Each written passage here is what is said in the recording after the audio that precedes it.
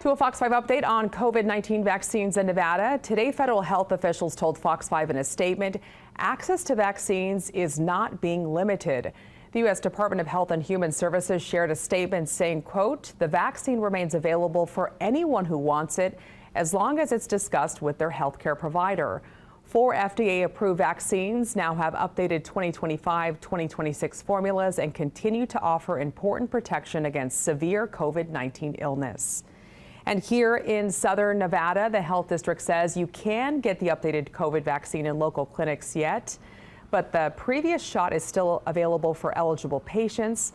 Last week, CVS said it would scale back access to the new vaccines in Nevada, Massachusetts, and New Mexico. This week, the company clarified that its MinuteClinics retail clinics inside CVS stores will start giving the updated shots as soon as today. MinuteClinics have health professionals on site who can give vaccines and provide basic care. State law still limits wide distribution, so other Nevada pharmacies can't offer the new vaccine until the CDC has made an official recommendation. And California, Oregon, and Washington are teaming up to release their own COVID-19 vaccine guidance.